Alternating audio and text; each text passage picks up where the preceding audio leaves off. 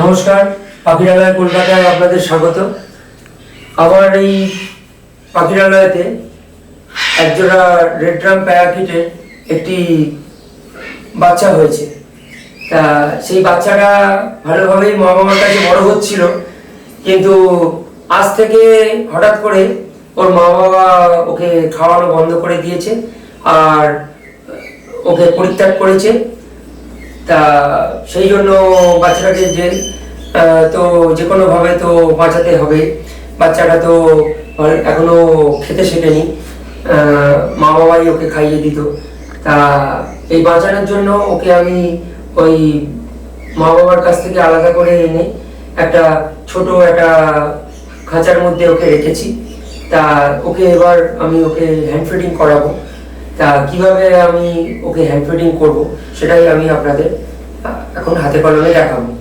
প্রথমে আমাকে এই বাচ্চাটার জন্য জল গরম করে নিতে হবে। তাই জল গরম করার জন্য আমি ইলেকট্রিক কেটলিতে 50 ml মতো জল দিয়েছি। তা সেই জলটা আমি এখন ইলেকট্রিক কেটলিতে গরম করব।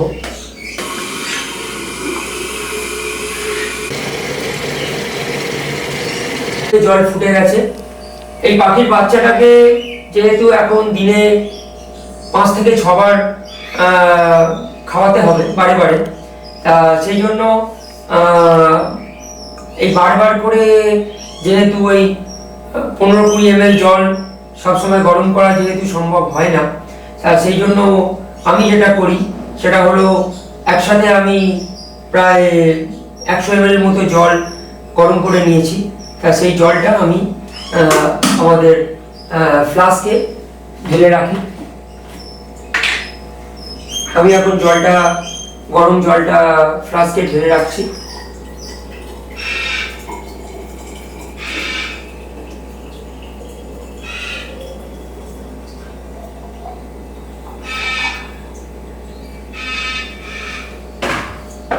পুরো জলটাই আমার ফ্লাস্কে ঢালা হয়ে গেল। এবার এই ফ্লাস্ক থেকে আমি আন্দাজ মতো 10-15 ml গরম জল ঢেলে নিলাম। ঢেলে নিয়ে আমি ফ্লাস্কের মুখটা বন্ধ করে রাখলাম, কেননা এই গরম জলটা আমার এরপরে আবার খাওয়ানোর জন্য লাগবে। তাই জলটা আমি ঠান্ডা করার জন্য কিছুটা সময় লাগবে। আর এই ঈষদুষ্ণ অবস্থাতেই এর সঙ্গে আমি এই ভার্সেলেগা কোম্পানি A21 এই হ্যান্ড ফিডিং ফর্মুলা আমি এতে মিশিয়ে দিচ্ছি।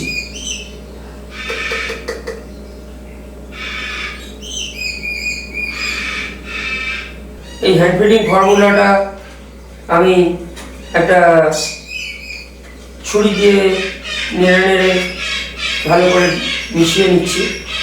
তাই এই হ্যান্ড ফিডিং ফর্মুলাটা জলে মেশানোর পরে যদি দেখা যায় বেশি পাতলা হয়ে গেছে, তাহলে এতে একটু হ্যান্ড ফিডিং ফর্মুলা আর একটু মেশাতে হবে।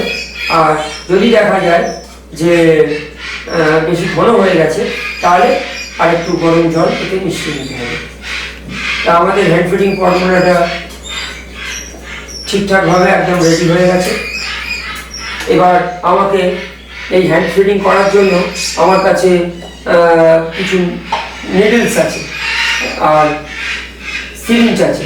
তা এই নিডলসগুলো হলো বিভিন্ন বয়সের পাখির জন্য বিভিন্ন সাইজের নিডলস আছে। তা এই যে প্রথম নিডলটা, এটা ডে 1 এর বাচ্চার জন্য এই নিডলসটা আমরা ব্যবহার করি। যারা এই ধরনের স্টেনলেস স্টিলের নিডল সিরিঞ্জ জোগাড় করতে পারবেন না, তারা এই বাজারে এরকম ধরনের পাখির বাচ্চাকে হ্যান্ড ফিডিং করার জন্য এই ধরনের প্লাস্টিকের নিডলস পাওয়া যায়। আর তাতে নিডলসের মধ্যে বিভিন্ন 1, 2, 3, 4 করে বিভিন্ন ml এর দাগ করা আছে। তা সেই মাপ অনুযায়ী পাখির বাচ্চাকে খাওয়া। যেহেতু আমাদের এই রেড ড্রাম প্যারাকিটের এই বাচ্চাটা মোটামুটি 20 দিন মতো বয়স হয়েই গেছে, তা সেই জন্য একে এই 4 নম্বর সাইজের নিডলসটা দিয়ে একে হ্যান্ড ফিডিং করাতে হবে। এর থেকে সরু দিলেও ঠিক হবে না, এর থেকে মোটা দিলেও এর গলায় আঘাত লেগে যেতে পারে। আমি এই নিডলসগুলোর মধ্যে থেকে এই 4 নম্বর সাইজের নিডলসটা আমি নিলাম। নিডলসটা আমি নিয়ে এই সিরিঞ্জের মুখে লাগিয়ে দিলাম। এবার এই নিডল সমেত এই সিরিঞ্জটাকে গরম জলে স্টেরিলাইজ করে নিতে হবে। তার জন্য আমি ফ্লাস্ক থেকে কিছুটা গরম জল আমি মগের মধ্যে দিলাম। আর এই স্টেরিলাইজ করার ব্যাপারটা অবশ্যই গরম জলে করতে হবে। সেটা প্রতিবারই পাখির বাচ্চাকে খাওয়ানোর আগে করতে হবে, আর খাওয়ানো হয়ে গেলেও আবার গরম জলে সেটাকে ধুয়ে রেখে দিতে হবে। আমি এখন এই মাঠ থেকে গরম জল টেনে